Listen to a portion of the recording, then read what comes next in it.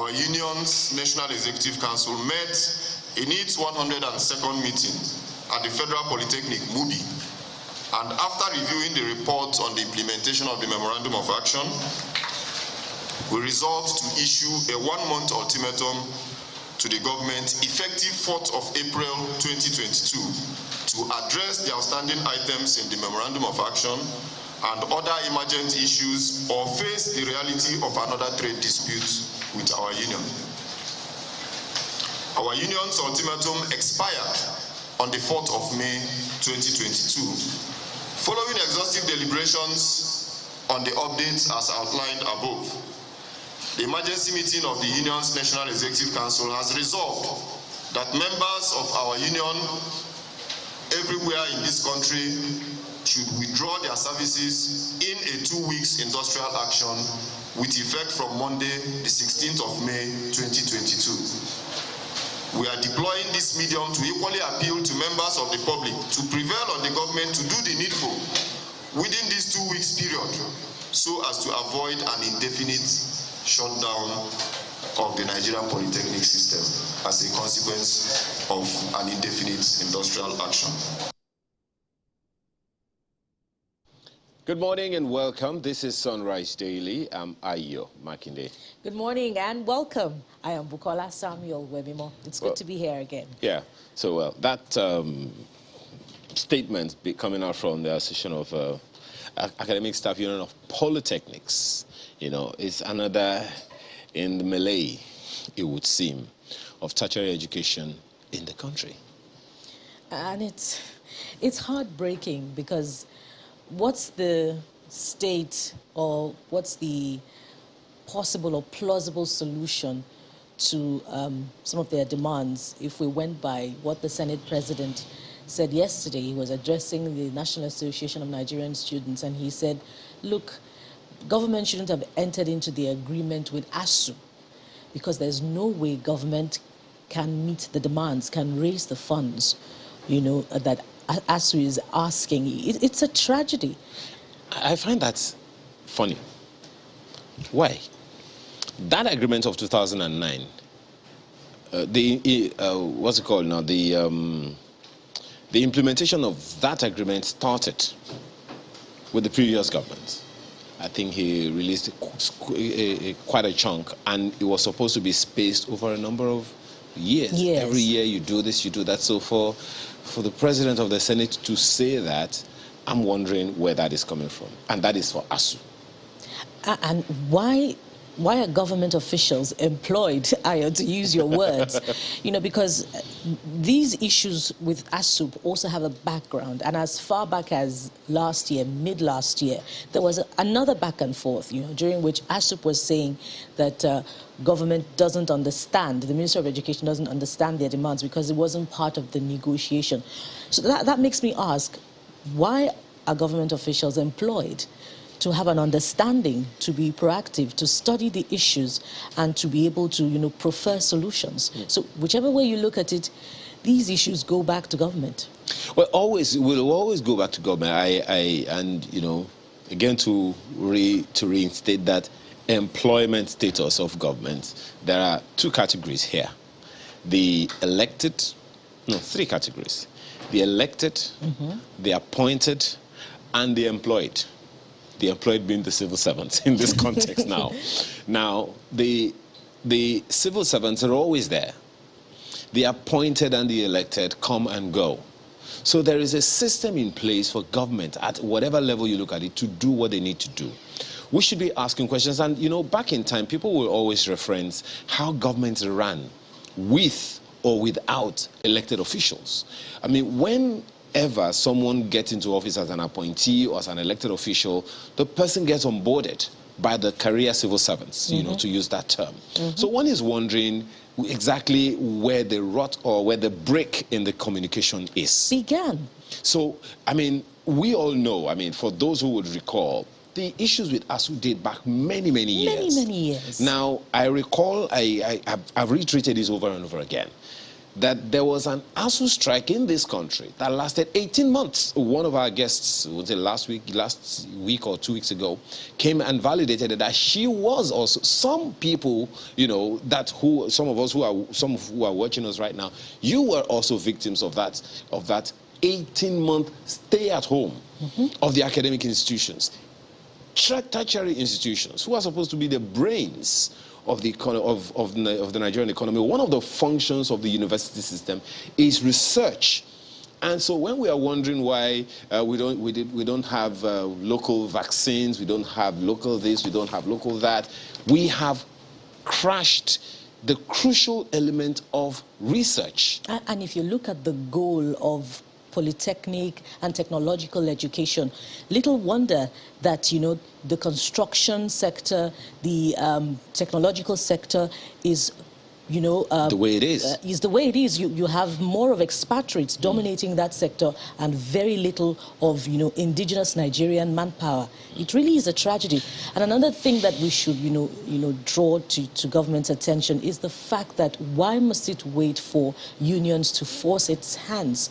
ASUP was saying last year that, you know, its strike produced some results, albeit little, you know, in the inauguration of visitation panels, the reappointment of the polytechnic boards and all of that. So why didn't they study these issues? Why did they have to wait for the unions to go on strike? It's even interesting, I don't know, it's interesting that virtually everyone who is employed as in government, maybe as an employee, as an appointee, or as an elected official, went through one school or the other. At least before you get into civil service, you have to either go through a university or a polytechnic. And it is that qualification you use to get in. So I'm wondering, why would you destroy a system that brought you to where you are? So that's for civil servants. For elected officials, you've been employed to do a job. And if you are having difficulties, come on and let's say it. I can't for the life of me imagine someone saying government doesn't have the money. But we had the money to pay 4 trillion naira, it seems, we can look for 4 trillion naira to pay subsidy.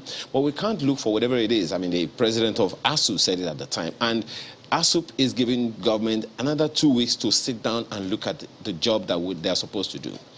Don't forget that this is not just for today. This is for the future. 10 years from now, 20 years from now, the consequences of things we do not do now is going to, as my colleague Chamberlain would say, bite us in the bum. So is it possible that we avoid and avert this today? Politicking is just until 2023. And what's the vision for tertiary education? What do you mean, what's the vision for Nigeria? Okay, I don't even want to go there right now. All right, let's go into the papers right now and look at what some of them are saying. Let's begin with the Daily Independent this morning, and it's interesting because there's been a lot of contention on 8412, but that's what you have on the front page of Daily Independent. Primaries, appeal court insists political appointees won't vote.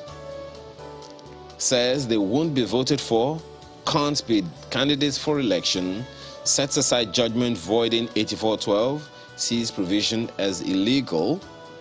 I don't know, well, that even that rider in itself is it's a little interesting. Sets aside judgment voiding section 8412, then sees provision as illegal. I guess we get better understanding of that later. Absolutely. Don't even try to start that. All right, so it's like giving it with one hand and then collecting it back with the other. I don't know, but that's the lead of the Daily Independent newspaper this morning. And look at the story right below that page. 2023 election. Onu Wajuba Akpabio quit cabinet after Buhari's directive. That's the lead of the paper. Find out the details on the inside. Okay, there is this one right above the nameplate, and I hope it's interesting. Strike. Buhari's COS, Chief of Staff, holds meeting with ASU, NASU, others today. I hope it includes ASUP as well. I hope so. I hope so. I honestly hope so. But As it the- doesn't look like it either. But because right under the main story, ASUP set to go on strike gives FG 2-week ultimatum. That's page 7 of the paper today. And from Daily Independent, let's go to leadership newspapers. And there's a potpourri of stories on the front page of leadership newspapers. Now, the big one is staving off litigations. PMB asks Malami, Amechi, Silva, 5 others to go.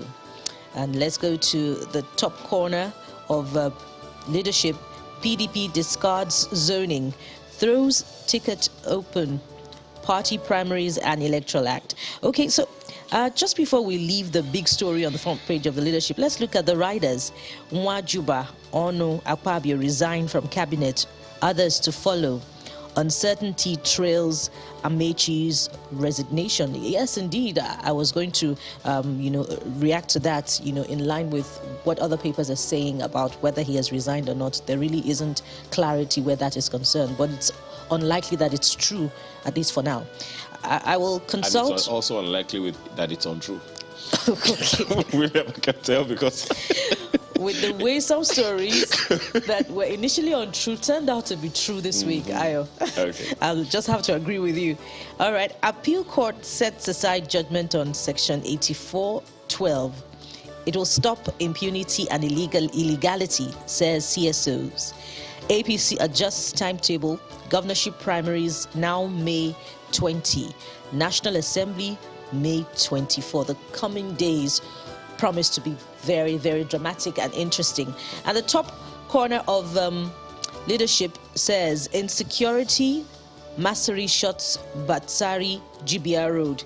APC presidential forms, I didn't collect 200 million naira from Jonathan. That's Governor Badaru. That's leadership newspapers this morning. Flip to the Guardian newspaper. It would seem like the editors exchanged notes, only tried to alter the headlines a bit. The Guardian newspaper has it this way on its own front page. Electoral Act. 3 ministers resign, others in a fix. Really? Well, the answers are on the front page, continues on page 2.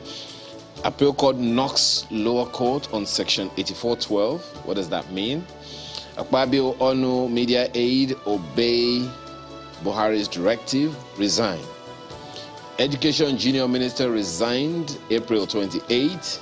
Ngige, I will consult my constituency before I resign. Late resignation may hurt minister's ambition, stirs up legal debate over 30-day ultimatum before primaries. Reps align with Senate, amend Electoral Act for statutory delegates. Senator Jones sitting to allow lawmakers participate in party primaries. Okay, is that saying governance is on pause? I don't know. Why INEC will keep rejecting parties' requests for extension of deadline for primaries. That's according to Reki Guinea. The story you'll find on page 2 of the paper this morning. And so many other things that you will find quite interesting on the front page. But you know what? Maybe I'll let you do the picking yourself. All right. Daily Trust. The Daily Trust newspapers chose a slightly different path this morning. The big story is similar with that I just trailed. Buhari orders Amechi, Malami, 7 other ministers to quit.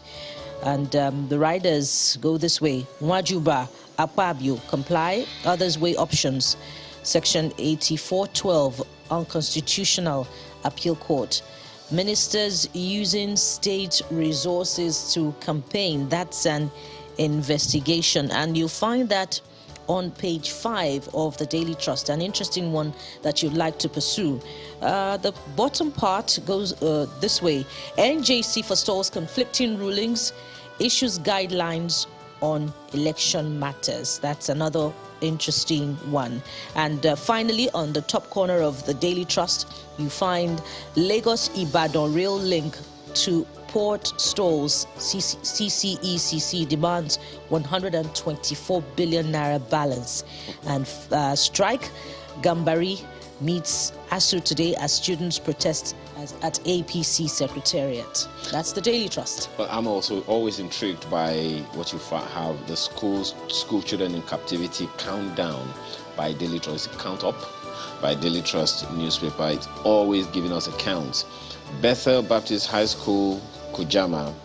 There are students who have been in captivity for 312 days. Just so we don't lose sight of that fact. Take a look at the Nigerian News Direct this morning, and what do you have on its front page? In compliance, 2023, in compliance with Buhari's directive, Akpabio, Amechi, Onu resign. See? Is that confirmed? That question is still there. Anyway, I don't know. The story is on page 3. Ngige, Malami, others risk sack over presidential ambition. That story is on page 3 of the paper today. And right below the page, NCC, FIRS inaugurate joint committee to boost national revenue in telecom sector. I hope that boosting also includes a boost in QoS, quality of service, just so people are getting exactly what they paid. You have just echoed popular sentiment. Well, it is my sentiment as well. Yeah, and as we continue with the paper review, let's go to the New Telegraph. The New Telegraph.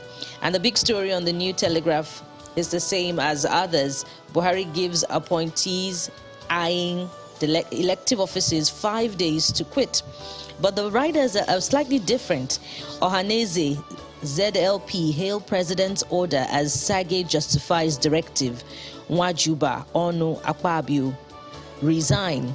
Oshimbajo, Tinubu, Bakari, Amosu submit APC nomination forms. I can only support candidate of free, fair primary, national leader. And Polytechnic lecturers to begin 2-week nationwide strike, May 16. ASU, protesting Ogun students shut down Lagos Abeokuta Expressway. Operation National Action seems to have started earlier than expected. Okay, before we finish off on New Telegraph, salary review, that's the top corner. RMAFC accuses SGF of stalling process. Says memo unattended to after 2 years. We hope that the salary demand, the demand for a review of salaries by university lecturers too will receive such expeditious hearing. Okay, the bottom part of the New Telegraph, party ticket, PDP adopts open contest as Mark heads convention committee. Lagos to host party delegates. And finally, why appeal court set aside judgment voiding 8412 of Electoral Act. Already, it promises to be a very, very stimulating discussion on the program today. Well, that promise started like how many years ago, especially when it comes to, the elections. I mean, it's an endless conversation. Well, that's the New Telegraph this morning, and that's where we close out on the papers today. We're back right after now to take on the issues that you will also find interesting. So, if you can, grab a cup of tea or a cup of coffee, whatever suits your fancy. It's a breakfast show. Join us after the break.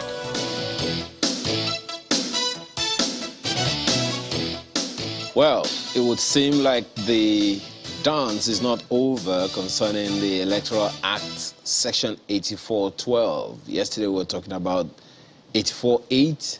Now it's 84.12, and it would seem like this is lingering. Question is why? And the political parties, the elective offices, the courts. Well, all of this, let's have some conversation and perspectives that will help you make up your mind where to stand. Here in the studio we have Mr. Kunle Adigoko, who is a senior advocate of Nigeria with us. Monday Ubani is a legal practitioner as well and former second vice president, Nigerian Bar Association, joins us virtually from Lagos, as well as Chief Willie Ezugu, Secretary General, Conference of Nigerian Political Parties. Gentlemen, thank you so much for joining us this morning. Thank you. Good morning. Well, let's begin with you. Yeah. Thank you. Good morning. Let's begin with you, Mr. Adegoke. A background might help to understand what's going on. First, there was that judgment. Well, initially, from the very moment the section was signed into law, the law was signed, there was that controversy. 8412, President wanted it removed even after signing it, so it became law at the point that he signed it. And then the drama would seem started. Then the High Court made a pronouncement. That now the Appeal Court has made a pronouncement. First of all, we'll talk about the perspective of the Appeal Court shortly, but do you see it as a valid argument or conversation that's been going on in the first place? Yes, sir. Thank you very much. It is naturally expected that when there is a legal innovation brought into existence by a legislature, a lot of interests will be affected and people will give a lot of interpretations that might not be consistent with one another to such a provision. And this is exactly what is happening now. You'll see that Section 8412 actually is novel. It has never been part of our electoral laws before. And with the National Assembly promulgating this into existence, political parties, political appointees, individuals, the general populace will actually be agitated. And that is exactly what is playing out right now. So it is a positive development as far as I am concerned. All we need to look at is what is going to be the determination by the courts of law. So, and well, we may not have a resolution with a decision of maybe a high court or court of appeal as final until probably the Supreme Court pronounces on it. And I think that as it is a positive development. Do you see the Court of Appeal going a different tangent from the Supreme Court going a different tangent from the Court of Appeal? I believe that the provision in itself is unconstitutional. And I very much believe that that is going to be the position of the Supreme Court on this issue. Okay. Well, Mr. Obani, you definitely have some perspectives on this as well. And one is wondering what that is, especially seeing that the conversation has become quite interesting, and especially at a time like this. I certainly agree with you, especially with the kind of reportage, that was carried out by the journalists yesterday. They were giving conflicting opinion, concerning the case and thrown the entire country into confusion as to what was actually decided by the Court of Appeal concerning the matter. The truth of the matter is that the court decided on two issues. One was on the issue of locus.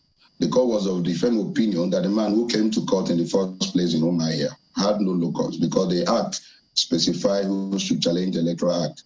He must be an aspirant. The man that came to court wasn't an appointee. He wasn't an aspirant to any political position. If he was, he didn't disclose that to the court.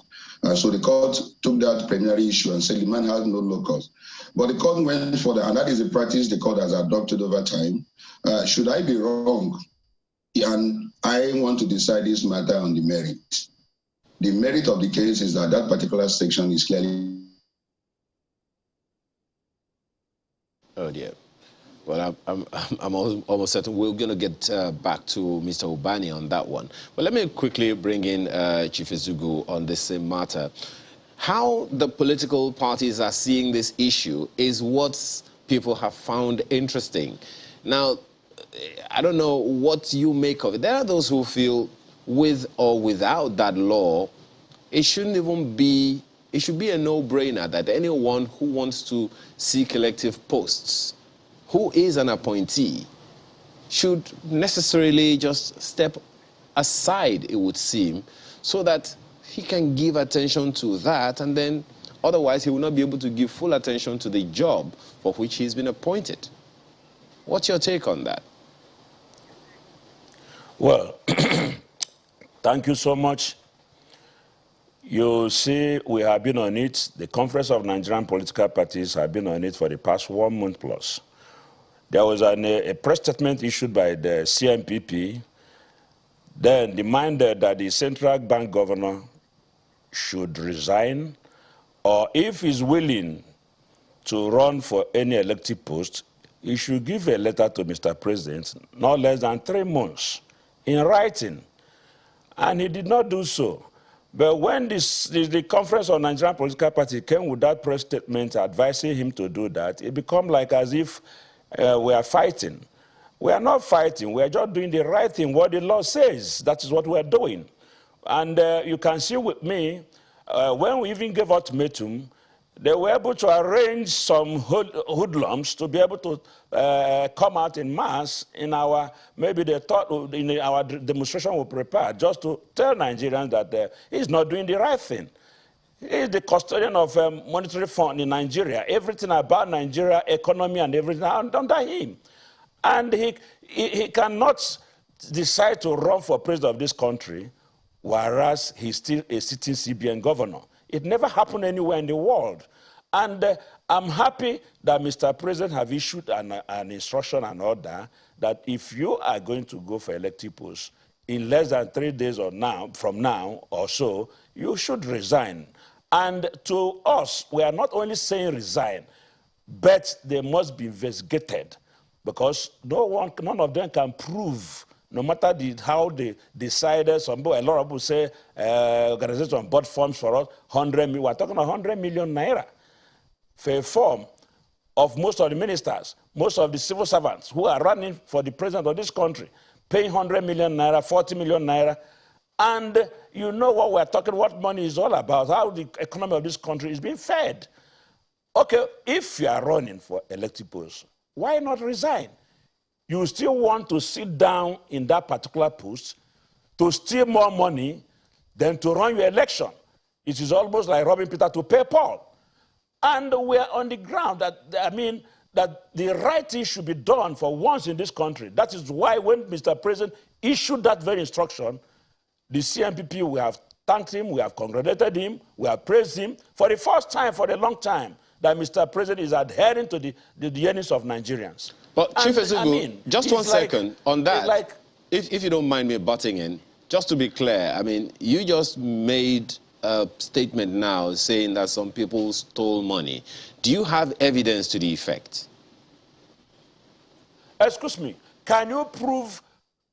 Look, when you read news, when you watch and listen to news most of the time, you find out the kind of money, the investment that is going on in this country. Some people are governors. After 8 years, check off their salary, check off the salary of the president. I could remember that when Muhammad Buhari, when the fee for his ticket to run for the president of this country, when he came out, was 10 million naira. He was complaining. Then how come today ministers, civil servants are paying 100 million naira? Where did they get the money? Why can't they be investigated?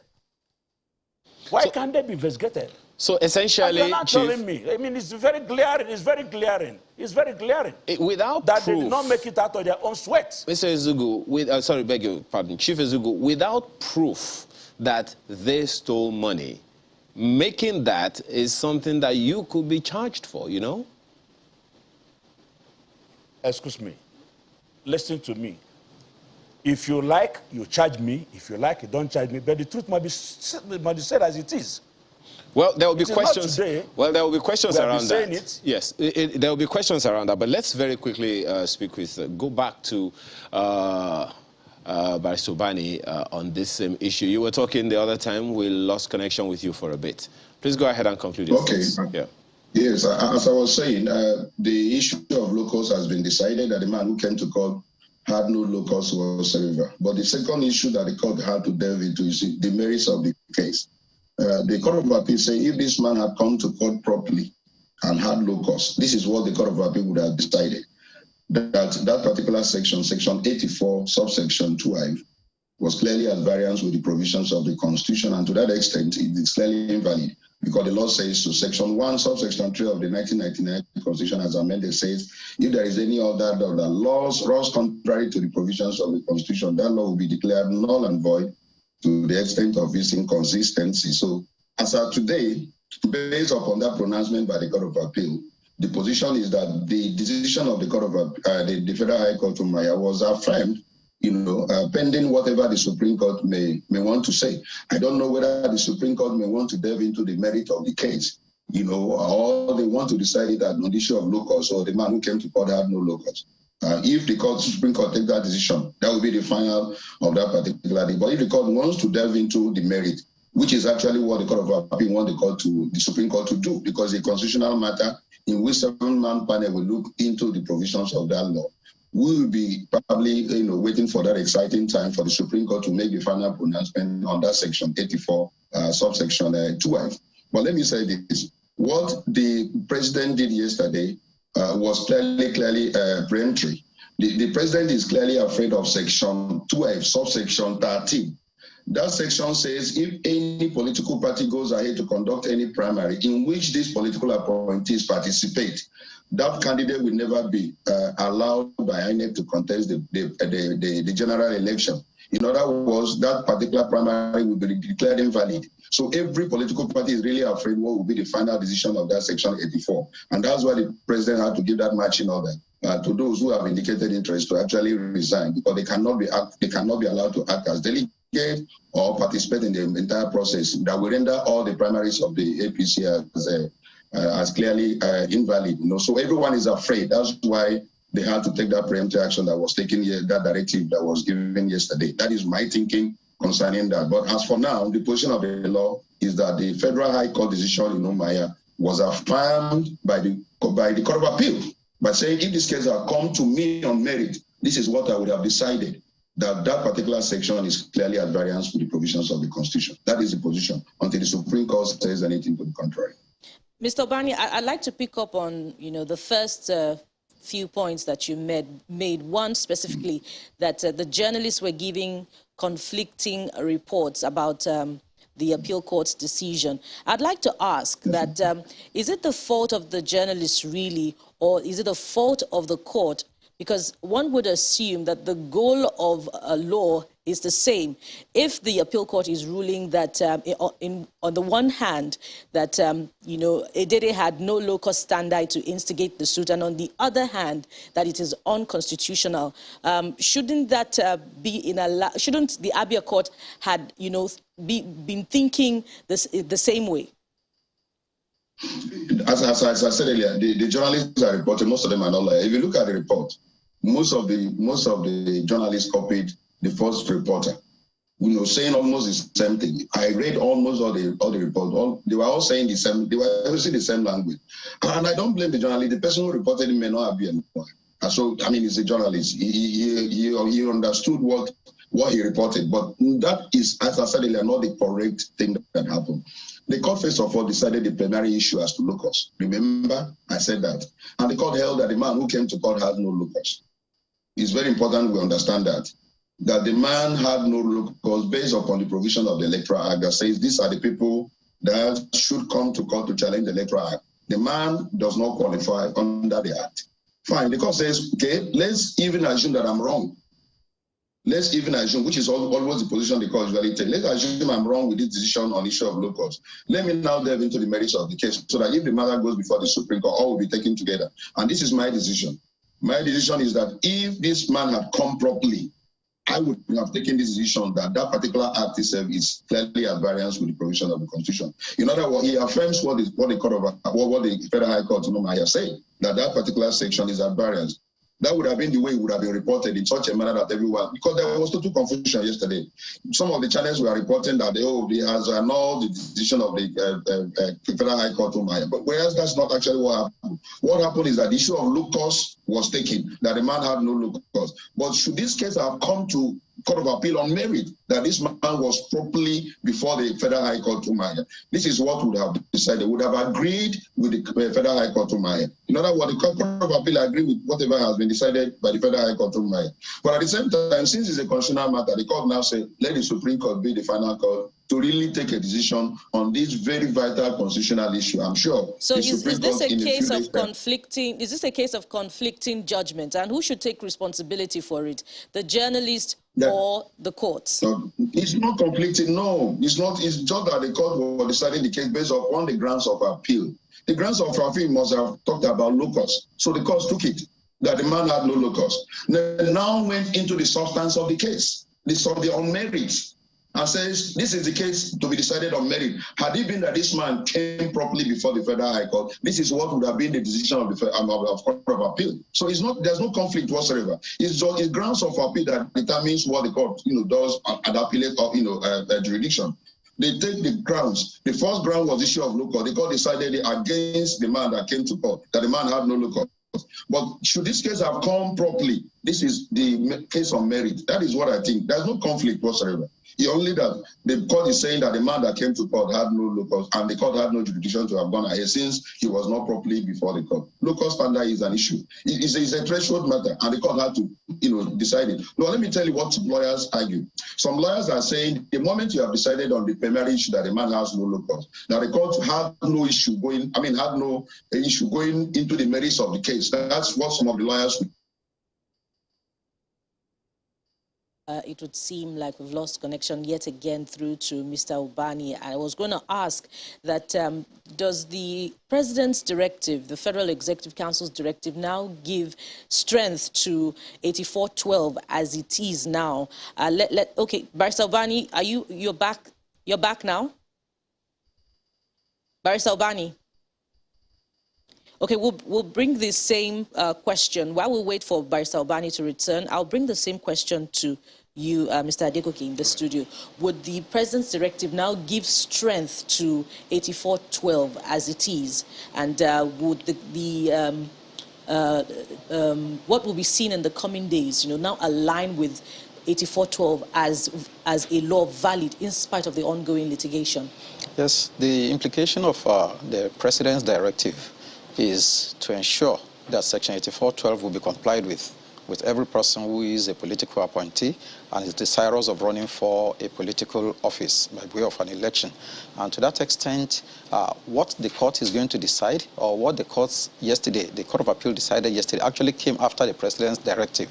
And the implication is that the President is saying, well, in case the matter goes against us, it is better we comply with the law as provided in the statute. And that is what the President actually directed. But where the President probably later discovers that, well, it wouldn't have made a difference if he had not so that. Because when this provision was even signed into law, it was the President that first raised the issue, whether that particular provision could stand. And that generated a lot of furore. He even appealed to the National Assembly to amend. But, the solution to this issue, it could have been altogether avoided from the beginning, and this is how it should have been done. The National Assembly actually caused this. The road to hell is paved with good intentions. Actually, the National Assembly desired something very good, something very productive, something that will align with the ethos of contesting an election. That, okay, if you now, it's premised on good intentions, but the procedure by which this was done is what is wrong. Now, you don't... Procedure in terms of... Yes, in terms of the promulgation of this particular provision into law. It shouldn't have come by way of the Electoral Act. It should rather have come by way of amendment of the Constitution. Because the Constitution is the ground norm, is the supreme law that gives validity to all other laws. No law, whether by the National Assembly or State House of Assembly, can run contrary to the Constitution or can make a provision that will even be the same with the Constitution. That's the decision of the Supreme Court in Aineka Musa. Okay. To that extent, now the Constitution has stipulated the conditions for qualification.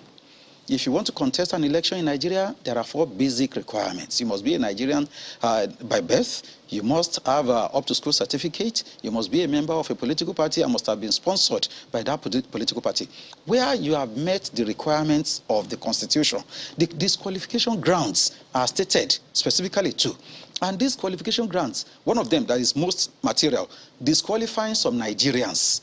The Constitution itself is the only law that can disqualify a Nigerian or some sections of Nigerians. No law, no act of the National Assembly can do that. And what the Constitution has done in disqualifying some section of Nigerians in relation to contesting an election is provided for instance, in Section 6(1)(g), to the effect that where you are a person employed in the public service of the Federation or of the state, you must resign 30 days before the election. Before the election. Before the election. Which election? The Congress or the proper election? The proper election. So it means that a public officer can remain in office. Can remain in office until 30 days before the election. In other words, they don't need to resign until January next year. Exactly. Okay, we'll come back to more of that later. But let's quickly go to Chief Ezugwu in Abuja, because there's a question I wanted to ask. But quickly, let me ask you that one. Taking from the question Bukola asked the other time about the judgment of the High Court, which the Supreme Court set aside. The second leg of Court of Appeal, which the Court of Appeal set aside, beg your pardon. The second leg of that High Court judgment was that that section should be deleted from the Electoral Act by the office of the AGF. Now, in agreeing with the fact that that law, that section of the law is invalid constitutionally, what then happens with the pronouncement of the appeal court? What then happens? Is that law still in effect or not? If it is not in effect, how is it going to be taken out? Yes, the procedure... Can you quickly answer that one before I go to... The procedure is very simple. Once the court has nullified a particular provision of a statute, that provision is dead. It cannot be relied upon by anybody to activate a process. And to that extent, now, usually, the law will go back to the National Assembly, because the National Assembly has the obligation to now amend that law. Whereas, under Section 315 of the Constitution, there are certain persons referred to as the appropriate authority who can amend a law to make that law to come into conformity with the Constitution. Okay. One of such is usually the Attorney General. Okay. And that is what that court is actually trying to refer to. That law now, that statement has been nullified by the appeal court. So now what the Court of Appeal has the Court of Appeal has upheld the position of the High Court to the extent that that provision is unconstitutional, null and void. The Court of Appeal does not seem to make any pronouncement on who can delete or otherwise. But having pronounced so, that provision is dead. Okay. Well, Chief Ezugwu, this conversation is getting more and more interesting. Everyone is looking to the political parties because it would seem like it is during the elections like this that the political space gets really, really active and interesting. Now, what do you see the role of political parties themselves being in this? There are those who are wondering, since we all know the law, the politicians know the law, political parties know the law, why get to this point in the first place, where we have to struggle with something we know is right or not right for us? Well, you know, a whole lot of people want to get it in a short form. You know the law, you know what the law says, and you still want to go ahead to do something that is wrong. And for example, you see what happened in the High Court in Omar here, where the person who instituted the case has no locus. That is why, you see, most people in Nigeria are busybodies. That is why he went to court to ask for what he did not have the right to do. And I'm happy that the appeal court today had totally, given their rulings. And this is what made most of them now that Mr. President automatically has to give his order for those who are running for political office has to resign. And like I said earlier, that has been the CNBB and CSO stand, that you cannot be in a particular office and you want to run for elective post or you want to join politics, but you will not want to resign. So it is like I said earlier, it's like robbing Peter to pay Paul. Let all of us be on a level playing ground, a businessman, a civil servant, a political appointee, a minister who wants to run an election, leave your office, resign, and come and run an election. That's what the political parties are known for. And they have several political parties. If you are not wanted in the other one and you still have the time frame, you can join another political party. It's allowed, but not question of dragging the National Assembly, like what National Assembly did of recent. In less than few hours or few days, they were able to decide to pass an act. Like I had the learned ones saying that this is supposed to be a constitutional matter, not an act, in terms of law. So automatically, the political parties are still in the right direction, but there are those who are jumping from one political party to the other, are the ones who are causing this problem we are having today. And like I said earlier again, the moment you obey the law, the moment you are on the right path of the rule of every thing you want to do, you have no problem. That is why you see most of people like those who are no longer in civil service today or political appointees today, people like you talk of Pius Anyim them, Peter Obi them, they have no problem because they are qualified to run. In as much as if you are a governor because it's an elective post, you can still run And, you know, if you don't win, you go back to... But when they talk of ministers or appointees of the government, you have to resign because you are not elected. And they're the ones who are causing all this problem for us. Mr. Ezugwu, I'd like to pick up on the same point and take it this time to the National Assembly. The argument of legislators in making the law is that you cannot be in a certain office and be interested in running another office because you'll be shortchanging the country, yes, because one would distract from the other. But when you think about how the National yes, Assembly itself also takes time off, you know, to campaign for re-election, isn't it also guilty of the malady that it's trying to cure?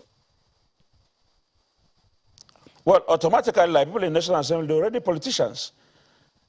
If you are not a politician, you can't be in National Assembly. You cannot jump into the National Assembly. But we are talking those who are being appointed by the governor or by Mr. President.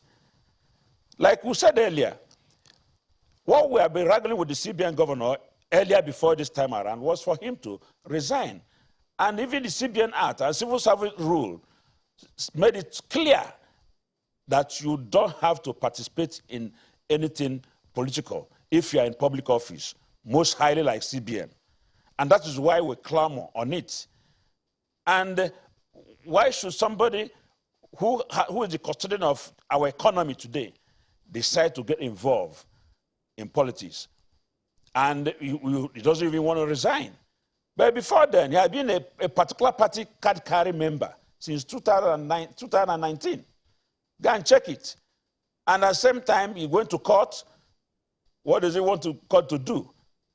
To make him to run without resigning, or what? But I'm happy that Mr. President has cut that tree down. I'll be asking every person a lefty post, you know, every person every appointee should resign, and he gave them ultimatum. So let's see what goes on. But whatever they are wrangling about, running around and, you know, going here and there, does not concern us. The most important is the law is there. The law is very clear. But should both there the be... Civil Service Rule Mr. and Ezugwu, the CBN Act. Mr. Ezugwu, should there be a vacuum in the business of legislation? You know, shouldn't the space give room for other interested participants to also, you know, enter into? And let's have a robust legislation process. Excuse me, if you are a political appointee, if you resign, if he's governor, he has to replace you. There's not like vacuum there. As you are putting up your letter for resignation, he's appointing another person to replace you. You are not, it's not your father's place. You are not the only person that has to be there. And it's very baffling for what the CBN governor did or is doing. It's very, very baffling. Others can have some excuses here and there because they are political, they are in politics, and that was why they are appointed. But you look at something like CBN, yes, it's appointed by the president. But he climbed. He was like somebody like a civil servant that climbed up to become from the banking industry to become a CBN governor, appointed as CBN governor. And he knows the rules that guide the CBN governor and the deputy governor of CBN. That if you don't have to get involved in politics, but I don't know if it's because of the government in power today that will try to encourage the impunity we are seeing today. And I'm happy that this civil society organizations and most of the political parties have now understood what they have to do, and they are doing it, and they are letting Nigerians to know how it is. That is why when I said most of them cannot prove the source of the money they are paying for their nomination forms. And somebody is telling me, take you to court. Take me even to heaven if you have the bicycle or plane. But the most important thing is that they have to be investigated, not only by resigning, to know the source of their fund, their source of income, what business they are doing. You have people like Peter Obi, you can understand him. He started from scratch as a businessman. People like Pius, like I mentioned, Ohuabunwa, name them. But you cannot be using public fund to run an election that's supposed to be very neutral to every person. And you are now telling us that you are all and all. You must, the law will not catch on you. And you are, you know, instituting suits everywhere just to be able to do a cover-up. Yeah, it doesn't happen that way. As far as we are concerned, all these things has come to an end. And I'm happy that President Muhammadu Buhari is taking some corrections now, not being docile any longer by giving this particular marching order, if they don't change it again. Because I know the Attorney General Malami quickly, easily adopted the judgment in from High Court in Umuahia. But I'm happy that Appeal Court have been able to turn the judgment down. So, but I believe that Supreme Court will at the same time, when they see what happened, they will still know that Nigerians are still watching. Mr. Izugu, once again, there's no proof that the politicians are using public funds to campaign. I'd like to bring my next question to Mr. Adegoke in the studio. In response to the president's directive, some have resigned, but some appointees are yet to resign. What does this portend for the electoral process in the coming days, particularly the primaries that we'll soon see in a matter of days? Yes, well, there is nothing, I don't see any hill about it. They might be waiting for what the Supreme Court is likely to say, which will be the final on this particular issue. However, when you look at the expectation of what the Supreme Court is going to say, that doesn't change the position that the president may take. The president is the employer, is the appointer. He can hire and fire a minister. And that is why the position of a minister or commissioner doesn't enjoy a tenure, a protection in terms of tenure. It doesn't, is one that can be laid over at any point in time. So where the president, even if the Supreme Court says, yes, being a political appointee doesn't mean that, okay, you have to resign or whatever, that, look, you are entitled to occupy your office. The president who appointed the minister can still say, okay, well, I don't want these ministers anymore. Or whoever wants to run, okay, look, I don't want such a person. May not even give you a reason, because it can dissolve the cabinet. So that is why it doesn't really make a difference, whatever the court says, as far as ministers are concerned.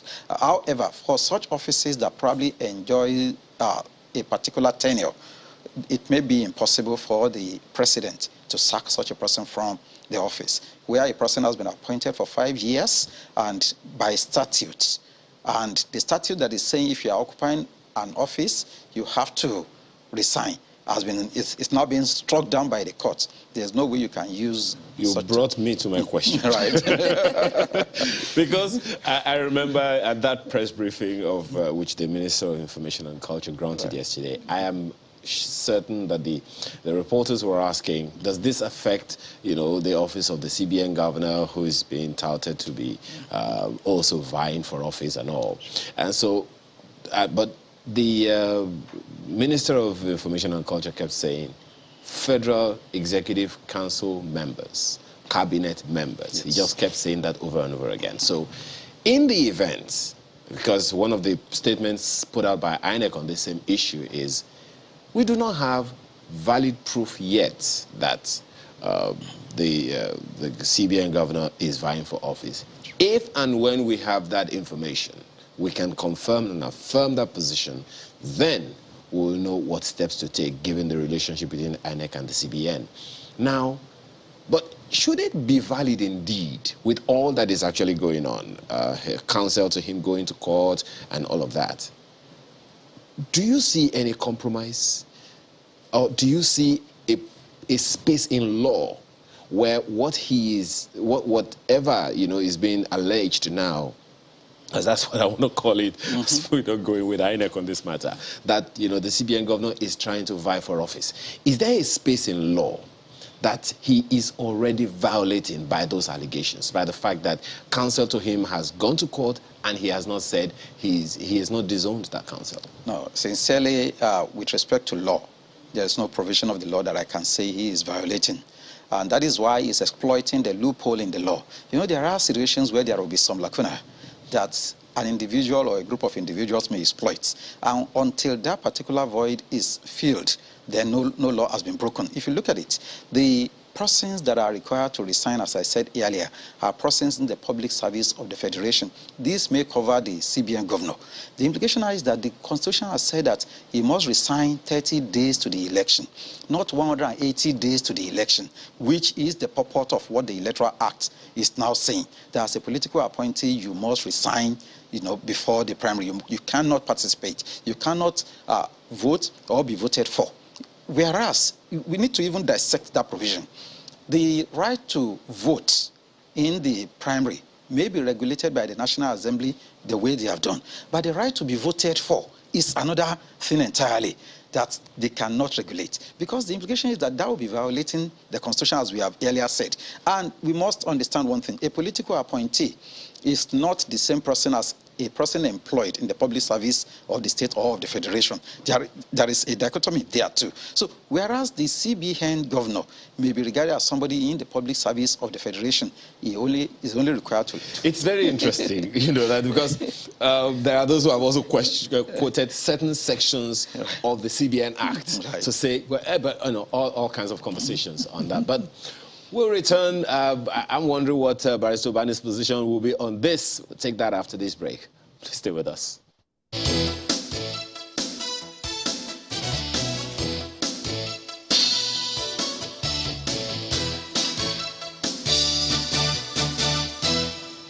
Thanks for staying with us. Barrister Obani, I would like you to speak to that ambit as well. The CBN governor was also appointed, though statutorily.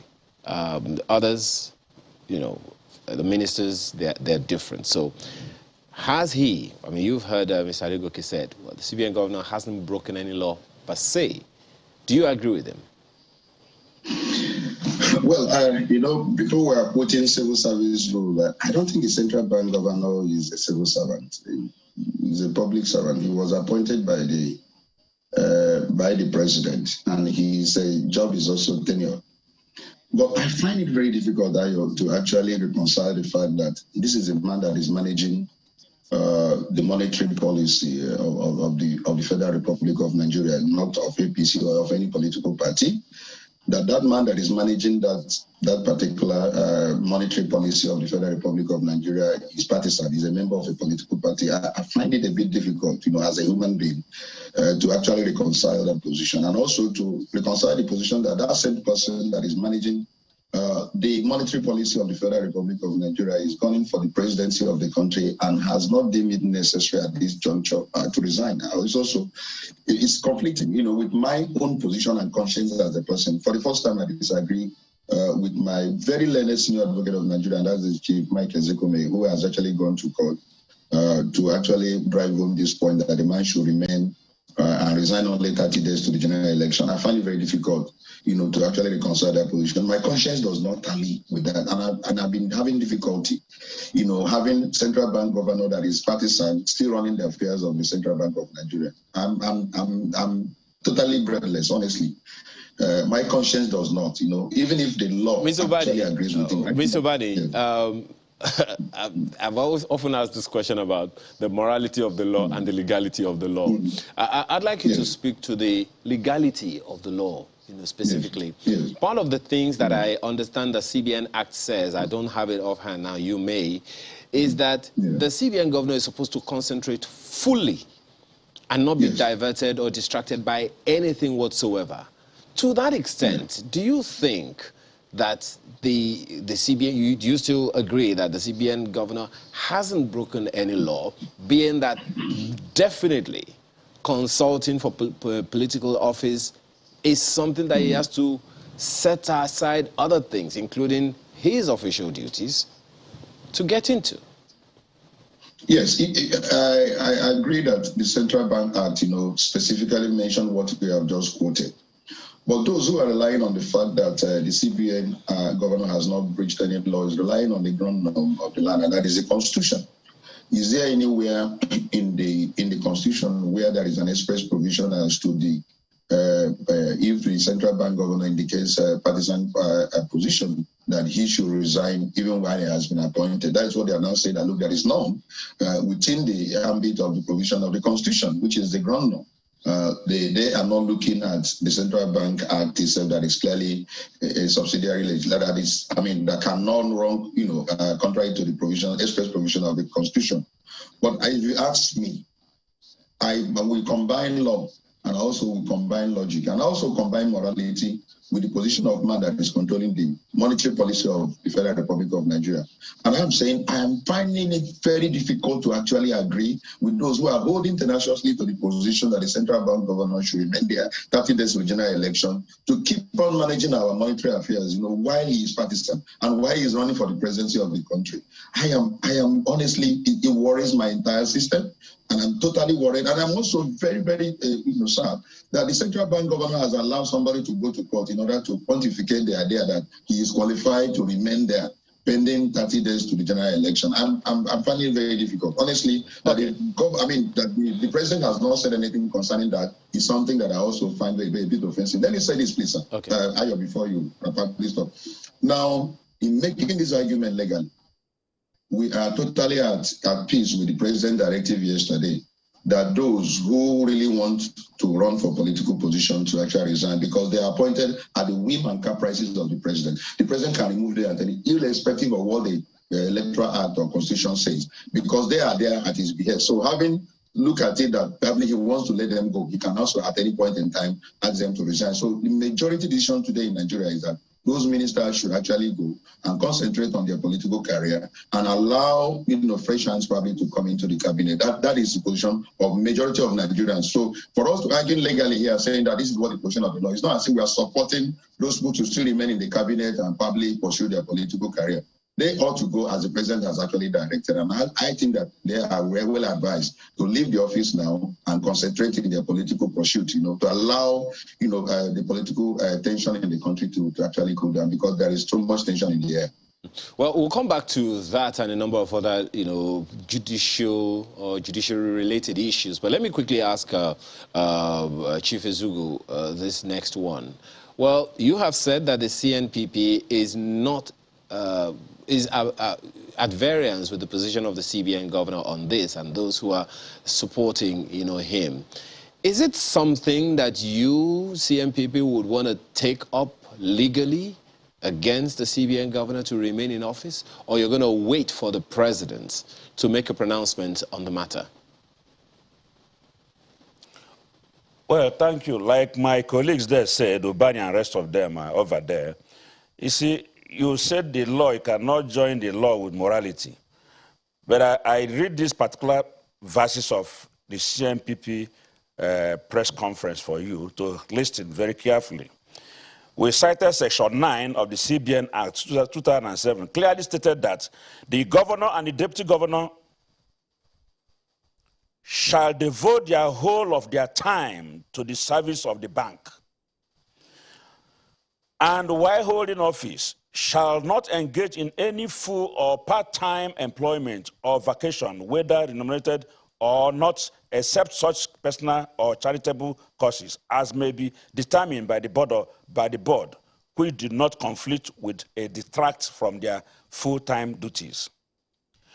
The law that established CBN had foreseen that any item of distraction or divided attention, however minimal, could lead to the collapse of Nigeria's economy. Just an important institution like CBN should never be headed by a politically ambitious person, because the CBN Act stipulated that the governor and the deputy governors shall be persons of recognized financial experience. My dear brother, on this case, he further went ahead to say, for this reason, Mr. Godwin Emefiele cannot pursue a political career while in the office. Section 11(3) of the CBN Act prescribed that governor or deputy governor may resign his office by giving at least 3 months' notice in writing to Mr. President of his intention to do so. And to this end, we insisted that Mr. Godwin Emefiele must resign before April 21st, which was that time we gave that press statement. We will mobilize. We are not saying going to court, but we mobilize where we let Nigerians to know that the custodian of our economy. I'm even happy that INEC has come up to say that it is not safe, that all the sensitive electoral materials are being kept in CBN, and the same person of the CBN governor is now running for president. So tell me the moral. If you are talking of law and moral cannot come inside, then that means that you kill somebody and use your law terms and give your judgment. At times, conscience and morality should come in. And if he's supposed to know that this can never be attained, whether the law or whatever, whether it's in the constitution, but morality should be, and conscience should be followed in terms of his position. If you attend the peak of a CBN governor of a country, and you feel that he has, in a population of 200 and something million, and you have never attended the highest, one of the highest positions in that country, that means you must be greedy.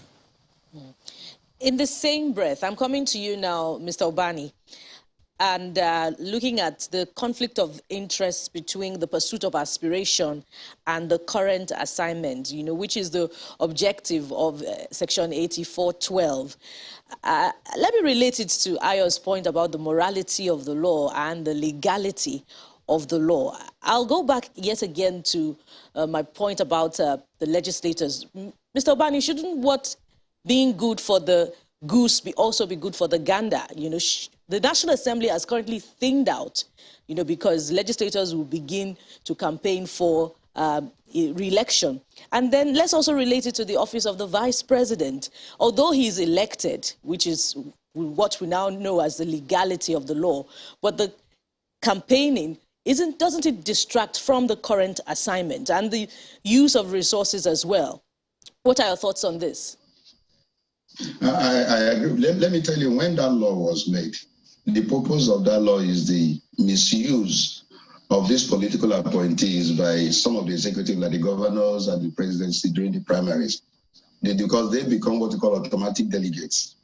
And when you appoint several, like up to 1,000 political appointees in your state, and all of them are automatic delegates during primaries, of course, there is no candidate the governor support that will not win.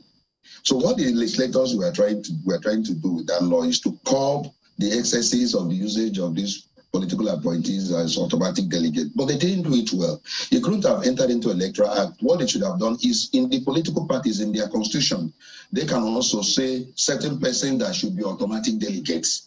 Not every political appointee should be automatic delegate. They can curb that through their own internal constitutional mechanism, not necessarily putting it into that Electoral Act, which is actually what is causing all the problem. Now, with regards to politicians who are elected, now, even while in office, running for campaign and being delegates and being voted for, some position of people is that, look, you know, these guys are elected. And there is no provision that says they must resign, you know, either before or during the, you know, primaries. So since they're elected, they should be allowed. That is the argument of certain person. But my own position, you know, I've written an article concerning that Section 84, that why would you allow some group of politicians who you said are elected, and then you don't allow those who are appointed? Because the appointed is also appointed by an elected.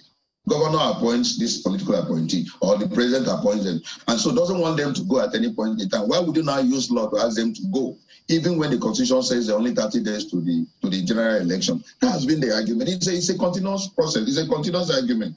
But what do we think is right for us as a nation? That is what I think all of us should concentrate. If we think that the political appointees will cause distraction during primaries, then it is important, let them go, so that they can go and concentrate in their political pursuit and allow the process to be free and without tension. So that is general opinion. If you ask 90% of Nigerians, they will tell you that they want all the political appointees now to go and free the political process so that there will be no tension. Let those who want to go and contest, let them go and contest, but leave the executive, leave earning money from the Federal Republic of Nigeria and go and pursue your career. Pursue your career. That is the argument of majority of Nigerians. So allowing elected officials to continue to be in the office and still elect and be elected is what the law allows. And if the law allows it, we cannot, by argument now, try to exclude them. It may sound discriminatory that certain persons are asked to go, whereas those who are elected are asked to remain. Well, that is the position of the law, my lovely sister. So let's allow those who are appointed, let them go. And I think that they're taking the cue now. Akpabio is gone. He has resigned. He's my friend. And I have so many of them who are going. Let them go and concentrate in their pursuit, either at presidency, for the presidency or for governorship and all that. And let there be less tension in the political climate, because Nigerians are getting really worked up, you know, with all the arrangement that virtually everyone is running. Virtually everyone is running with 100 million naira coming from every angle and all that in a country where there's general poverty. So let them go and concentrate in their political pursuit. We are watching what is going on. Well, at least that's food for thought for everyone to continue to chew on. Very quickly, I'd like you to also respond to this. The Senate, in its initial reaction to the Abia State ruling, was that if the contention over its legislation is allowed to continue, it would place a question mark on its competence as a, as a parliament, as a competent parliament. What are your thoughts on this? Interpret the law. As far as we are concerned, Mr. Obani, the question is from Mr. Obani. Yes, go ahead. Yes, are you hearing me? Yes. The lawmakers cannot make the law and also interpret the law. There is an arm of government that interprets that law, and that's the judiciary. You can make a law, fine. Now, if that law comes before the court for proper interpretation, it's the judicial system that does interpret it. So let them not get offended if at the end of the day their law is shut down by the court or nullified by the court, because the Constitution has allowed the judiciary to do that. I don't want senators to be angry at any point in time their legislation is being challenged and they probably feel offended if it's nullified, because there is an arm that is actually authorized by the Constitution to interpret and give a proper perspective to whatever law they have actually enacted. That is what has happened with Omaya Federal High Court. And now the Court of Appeal, as I said, they have affirmed that decision, saying if this matter has come to me on merit, this is what I would have decided, that that particular section is at variance with the provisions of the Constitution. And then we're waiting for the Supreme Court to have the final say. So they shouldn't get worried or get offended if their act is actually being interpreted by the arm of government that is authorized to do that. Well, gentlemen, you will agree with me that this is an endless conversation because another angle that we haven't even touched is the NJC guidelines. Quickly, very, very quickly, Mr. Adigoke, what do you make of those guidelines that the NJC has put out, literally restricting jurisdiction of certain litigations? Yes, the guidelines are only trying to enforce the provisions of the Constitution vis-a-vis the various acts that establish most of the courts. What made it necessary? Yes, it has become necessary because a lot of conflicting decisions are coming from different angles. You see the High Court in Abuja determining a particular case which will run contrary to maybe an existing authority and some other things like that. However, you find a situation where people are even forum shopping. A case will originate from Gombe, and people will now come and file an action at the Abuja High Court, which doesn't even have the jurisdiction in the first place. You are supposed to institute an action where the cause of action actually arose, and not now travel to another jurisdiction where you feel that I did a case at the level of the Supreme Court, Melatarki, and in that case, the Supreme Court had to even condemn the position of the Abuja High Court, taking a case that came, I think it was also from Gombe, that the Abuja High Court territorial jurisdiction will not extend beyond the Federal Capital Territory. So for it to now take a case coming from probably Abia State and what have you, and majority of our politicians are running to Abuja Federal. I don't know what they feel with those judges. Maybe those judges are quite very sympathetic to cases coming from outside jurisdiction or whatever. So now this is what is called forum shopping in law. And we now have a situation where a lot of conflicting decisions are coming up. And you find a situation where somebody will file an action in Umahia, another will go and file in the KB just to find where they feel that, okay, they can get a free. So the guidelines are now saying, no, where the cause of action arose in a particular state, go and file your action there. If there is a federal, practically in most of the states, there are federal high courts. Now, if the cause of action ought to go to a federal high court, if it is something that can go to the state high courts are there. Don't run to Abuja, otherwise but where the cause of action has a connection with maybe another state, there are the guidelines talking about, extra territorial cases, whereby a case may originate actually in Osun, and you discover that a part of it also occurred in Oyo. In such a situation, okay, now, yes, you may file in either of the two states, but that particular state in which you are filing must have a connection with it. For instance, where the action you are trying to restrict, the person you are trying to restrict, let us say is INEC, and what is to be carried out is going to be in Abuja, then you may be able to file in Abuja. But when you're saying the decision taken in Osun runs contrary to maybe your right to contest and what have you, go back to Osun and file your case there. Well, it definitely is an endless conversation which we will keep following up on. We have to thank you very much for being here this morning. Gentlemen, we're most appreciative. Kunle Adigoke is a senior advocate of Nigeria here in our studio.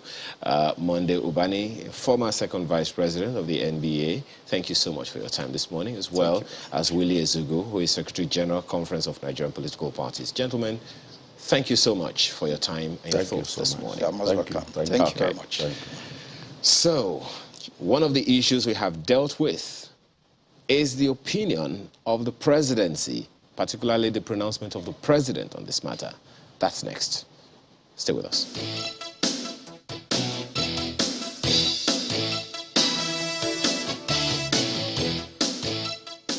Yes, indeed, it's still Sunrise Daily on Channels Television, and we have looked exhaustively, I hope, at Section 8412, the legal implications especially of the appeal court's ruling on that judgment. Now, let's feel the heartbeat of the presidency as we examine what the presidency is thinking, particularly with the directive to appointees to resign, appointees who have presidential ambition and other such ambitions. As we welcome the Senior Special Assistant to the President on Media, on Communications, Mr. Garba Shehu. Welcome to Sunrise Daily. Thank you for this opportunity. Good morning. Yes, a very good morning to you. So, Mr. Shehu, it would seem that the President is aligning with 8412, regardless of the litigations by the directive to political appointees to resign.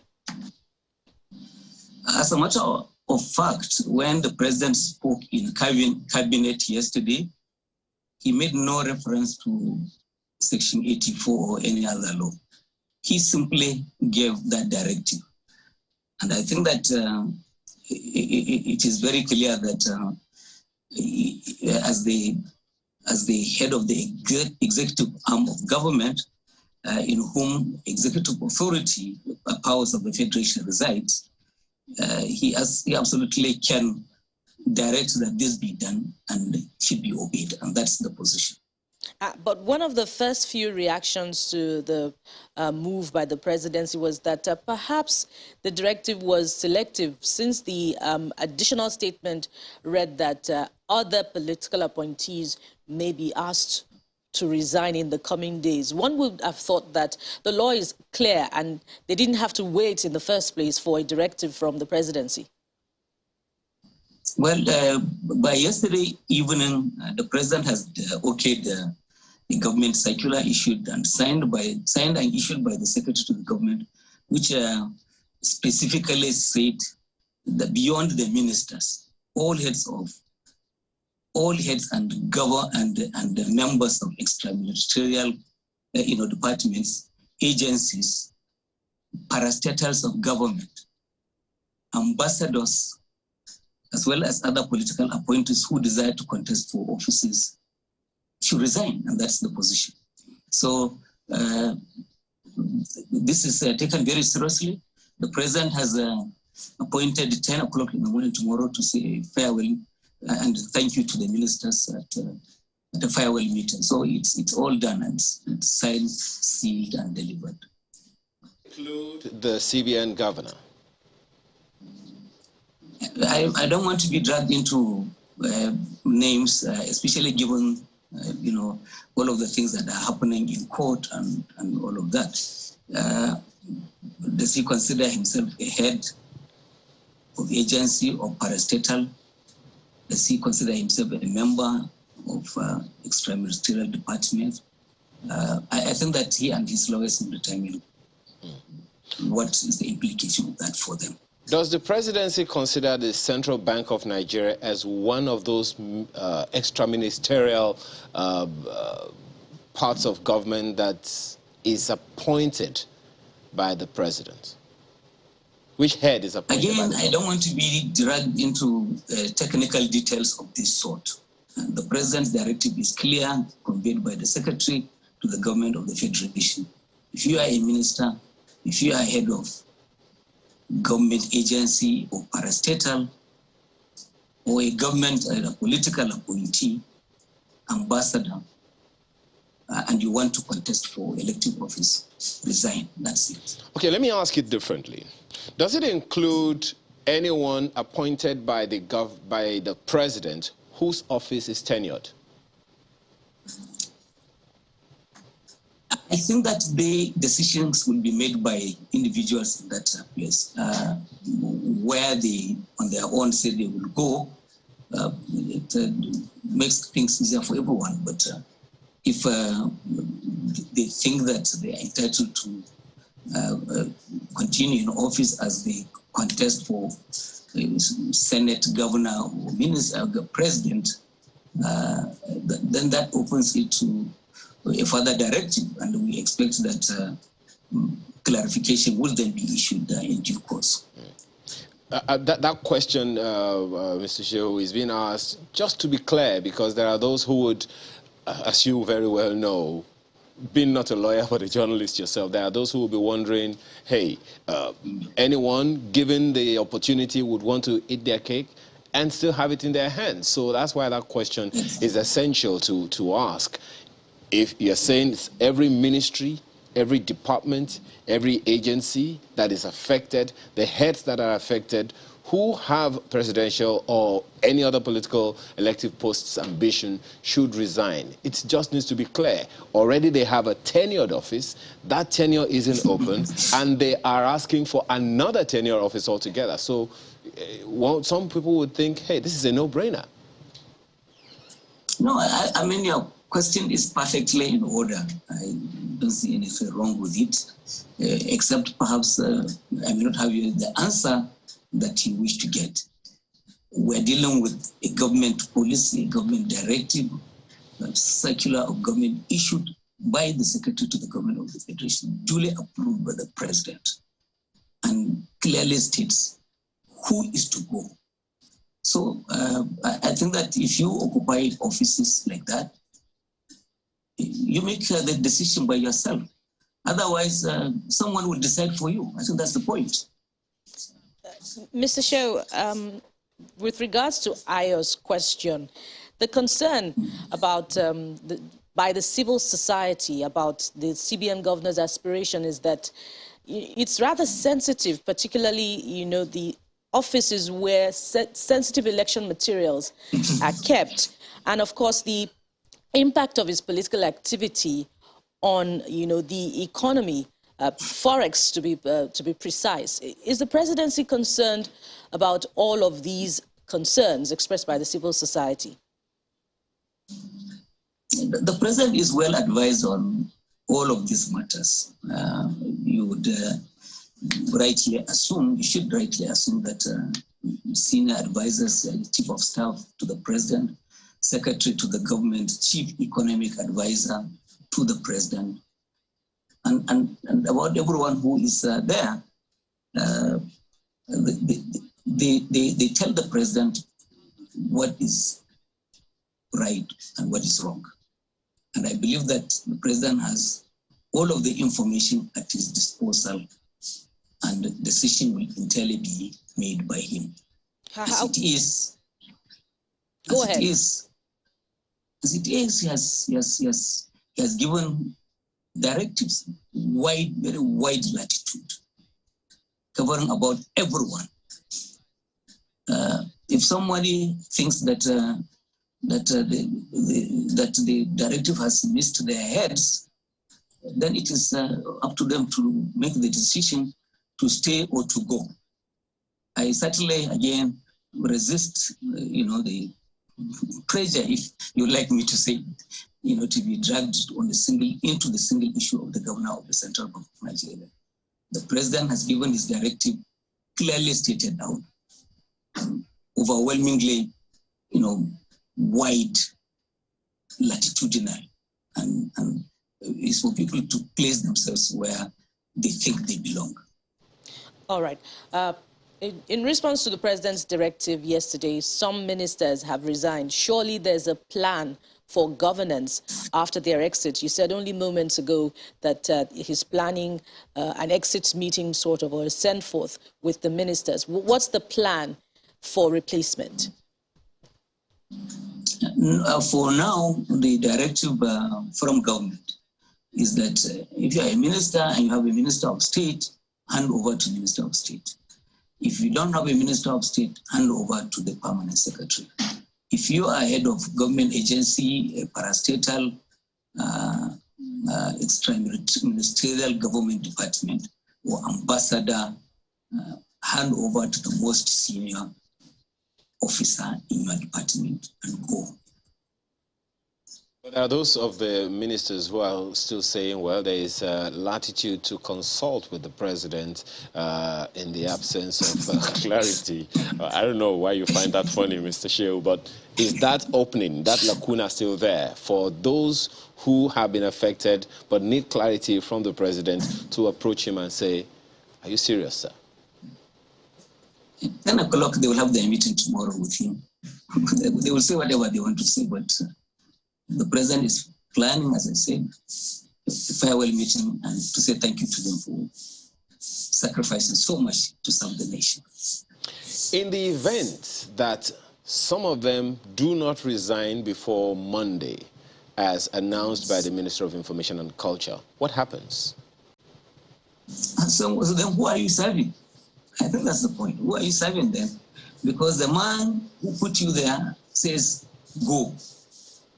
And you say you don't want to go. So you're on your own. I think logically it follows. The president has to be obeyed because he's the appointing authority under the Constitution. He has the authority also to remove. So if anybody thinks that any extraterritorial authority that can sustain them in the office, that would be strange to us.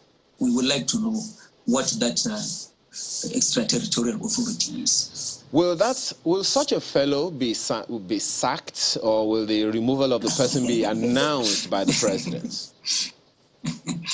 Don't ask me this question. I think the decision is entirely that of the president.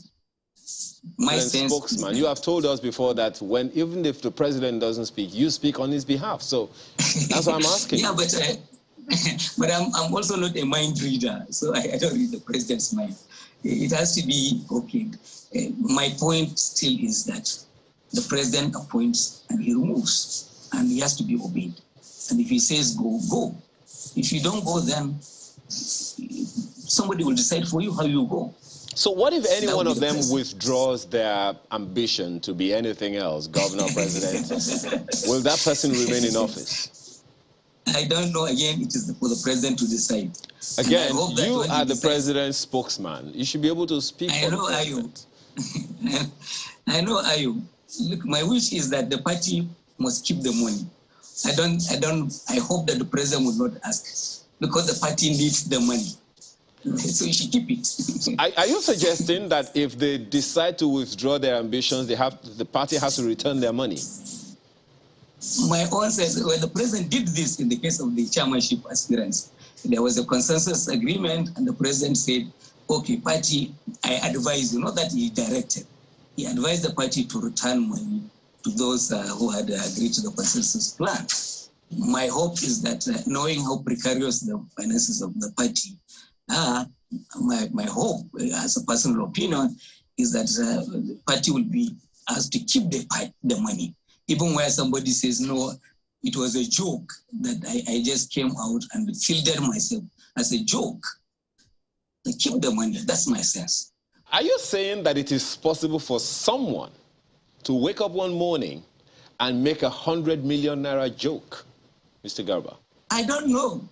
But the thing is that given the large field, I think the president himself said 30 candidates for the presidency by yesterday. It's unprecedented. Does any one of these 30 thinks he would be the president in 2023? I think that maybe somebody harbors some doubt that this is not for real. But I don't know. I can't decide for them. I'm just speculating. And indeed, Mr. Shehu, it's a sea of aspirants. What does the president think about the sheer number of people who are, yearning to take up his job in 2023?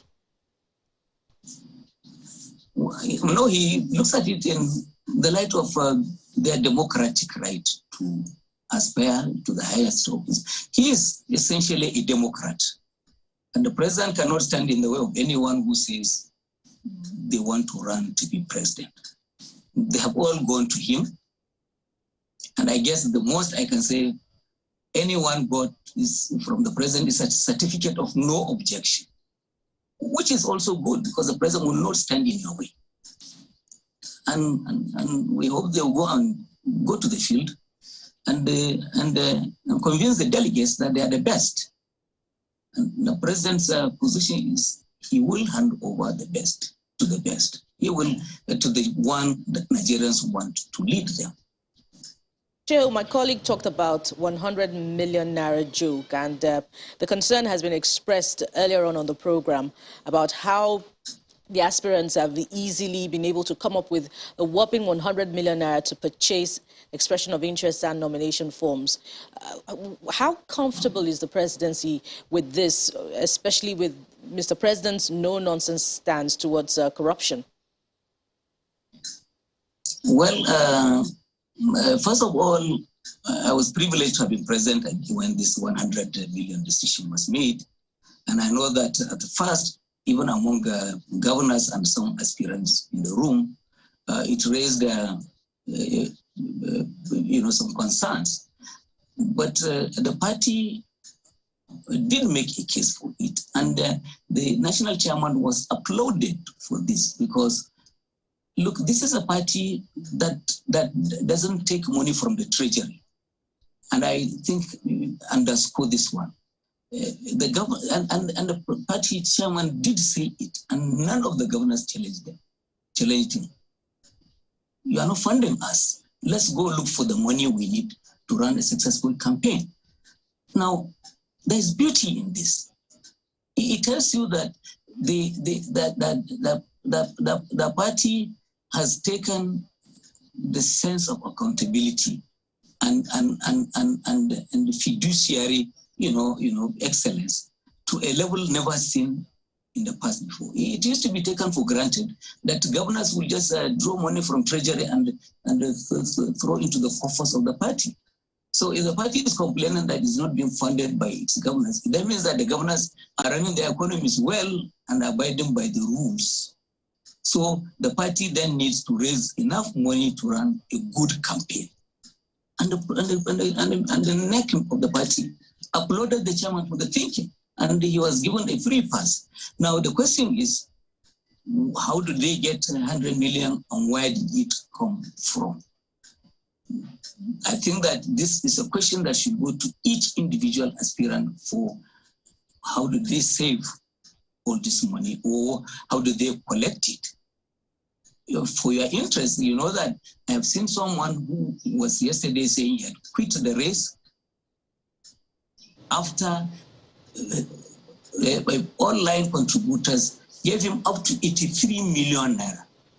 So it would seem to me that it is not such a difficult task, for people to ask people to donate, and then the money comes in as they open their wallets. So that can be the explanation. In a few cases, we have seen people coming forward to say, this is the group that has bought the form. If you like, go and challenge them, but that's their own claim. It would also be a question for the presidency as well. If one person has been able to explain how he or they came up with the money, shouldn't the presidency also call for investigations into the activities of others to establish how they were able to come up with a whopping 100 million naira? I'm not sure that is the way to go, because that means that you would expel aspirants from the party. You don't want them to run. I think that this sort of scrutiny is up to largely the civil society and you, the media. Ask questions. Go to them and say, well, so person, you have just been permanent secretary for 2 years and you're able to raise, how did it come from? I mean, that's a fair question and they ought to answer you. But to say that the presidency should launch an investigation, know where does that take us to. I don't think that is the right way to go. But shouldn't that be a question for the presidency as well to ask in the light of the anti-corruption stance of government? I mean, what would have been, it could have been, even if it's a surreptitious question from the ICPC or the EFCC. I mean, let's even imagine for all that it's worth that the president's annual salary is 15 million naira. I mean, going by whatever, even if it's 20 million naira, multiply that by 4. It's not up to 100 million naira form, for instance. So I'm just wondering if those things could occur. Shouldn't it be in the spirit of fighting corruption that government should say? Yeah, I have no doubt that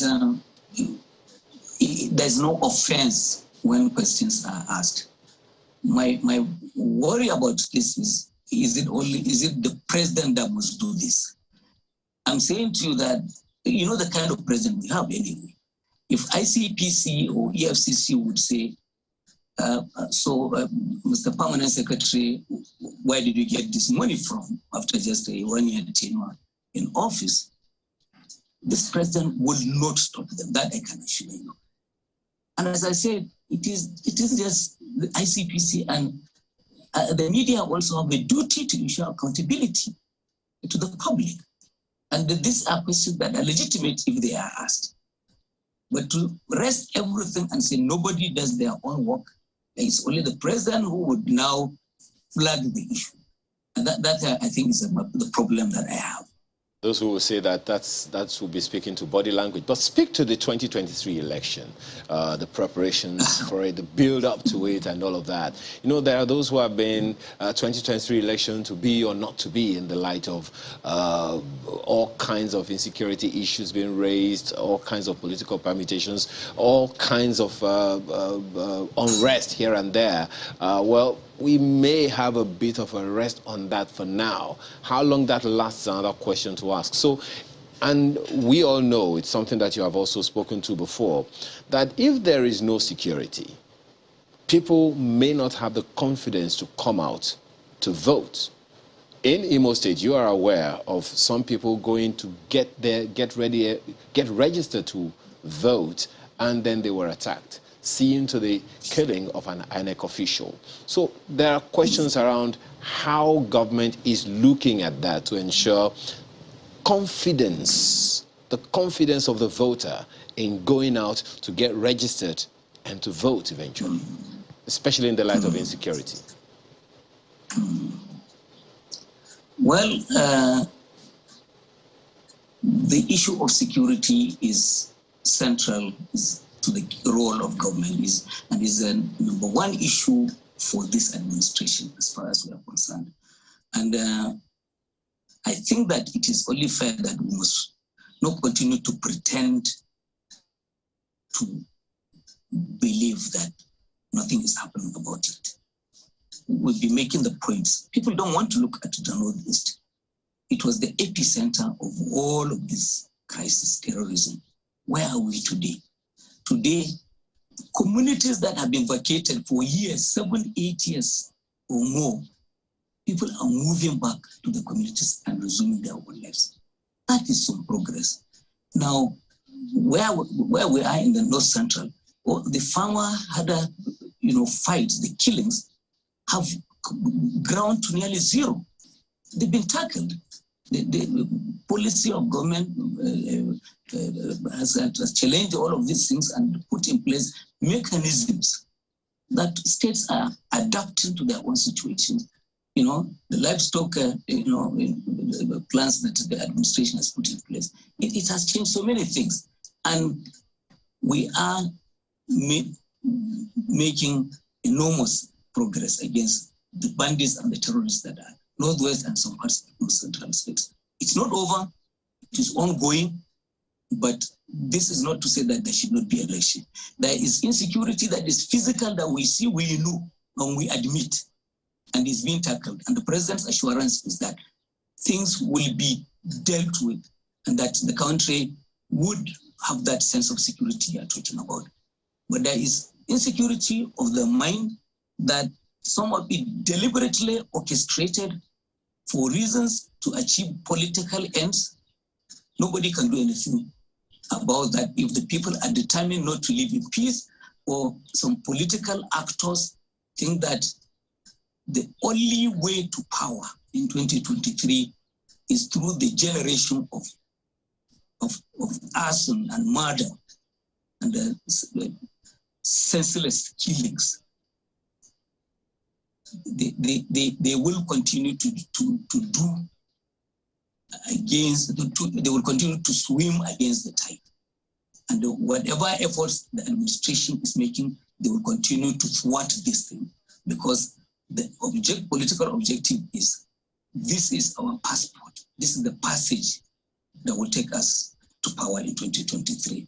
So what happened? Look at, you mentioned Imo State, sad and all of the unfortunate things that had happened. But we had an election in Anambra, and adjudged as one of the most credible elections. Our party didn't win, ABGA won. But it was held amidst all of these fears that people were saying. There would be insecurity, there will be violence, there will be... Mr. Shehu, I'd like to quickly come in there. Insecurity is as pervasive, beyond even the eastern region. But let's leave that. There's a very big concern gnawing at the hearts of many Nigerians, which is the continuing ASU strike. How concerned is the presidency? This morning, the president has directed the chief of staff to convene a meeting of ASU and those ministries representing government. And in attendance will be the Sultan of Sokoto and the Secretary General of the Christian Association of Nigeria. If you remember, not quite long ago, the leadership of the Nigeria Interreligious Council, co-chaired by Khan and the Supreme Council for Islamic Affairs, came to the president and said, we are ready to intercede in this matter, to cause a resolution. Now, the president has given his consent. The president's wish is students ought to be in the classroom, not on the streets. Teachers ought to be in the classroom, not on the streets. So we want all of them to be back in the classroom. And this matter would be discussed today, and we are hoping, pray for us, that there's a breakthrough. Beyond the discussion, will ASU get at least a part of what it's asking for? Some of the revitalization funds or earned academic allowances? I guess a number of concessions are required on both sides. And the government, I think, has been offering one thing and another. And maybe also ASU themselves need to tone down some of this. When you consider this, actually, this is more of a liability inherited by the administration. You're talking about an agreement that was signed 2009. If the government then that signed this agreement did not deem it fit, did not have the capacity to implement, it then means that they had lied to us and they were not fair to the nation. And now they have imposed a hardship that has continued to recur. Every now and then, strike about ASU. Most issues will be resolved. 2009 agreement is the big issue. All right, Mr. Shehu, we have completely run out of time. Thank you very much. We hope that beyond the age of the agreement, government is also concerned about the decay in tertiary education. Thank you very much for your time. Mr. Garba Shehu, Senior Special Assistant to Mr. President on Media and Publicity. Thank you for coming on Sunrise Daily. Thank you. All right, a quick look at some of your own messages before we call it a morning. Brown Ogo is talking about trivialities. It seems to always draw so much drama in our dear country. It is explicit that political appointees seeking elective positions resign. All these are simply distractions from germane issues of insecurity, poverty, ASU strike, poor healthcare, and brain drain. Well, he just spoke to that. Absolutely. Professor Imonoka Enakena speaks on cost of nomination forms, and he says EFCC must investigate all those contesting for presidential elections, especially the appointees deluding us that friends raised 100 million naira for them to buy forms. Who are these donors? What's their source of income? Olagunjo Oladele says there's always a controversy every time the law interacts with politics. The law reflects the wishes of the dominant class in society. The judiciary is almost contributing to a burdening society. In the end, any law that goes against the Constitution is invalid. Very good way to put it. El Dajo says, destroying any nation does not require the use of atomic bombs or the use of long-range missiles. It only requires lowering the quality of education and collapse of education sector. He that has an ear, let him hear. Well, that's the show this morning. Thanks so much for being a part of our day and for allowing us to be a part of yours. I'm Ayo Makinde. Have a wonderful rest of your day. And I'm Bukola Samuel Wemimo. Bye for now.